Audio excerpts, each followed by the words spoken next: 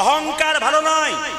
এক সময় যখন মুকুন্দ সরকার বাড়ি ফিরলো, তার স্ত্রী চিৎকার করছে, এ কি আমার হলো গো, স্বামী কি আমার হলো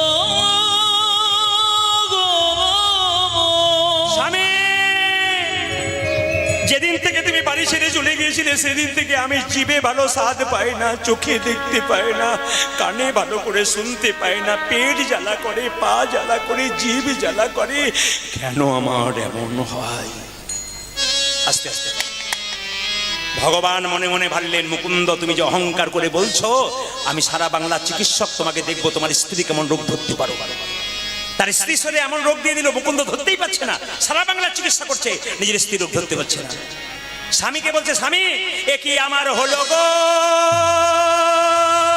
কি আমার হলো গো, আমার সর্বাঙ্গ যেন জ্বলে যা, আমার সর্বাঙ্গ যেন জ্বলে যায়।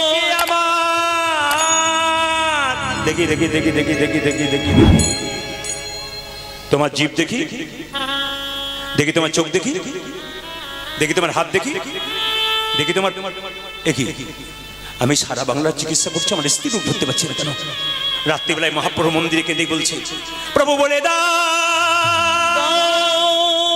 দাও, আমি সারা বাংলা চিকিৎসা করছি, আমার স্ত্রী রোগ ধরতে পারছি না কেন?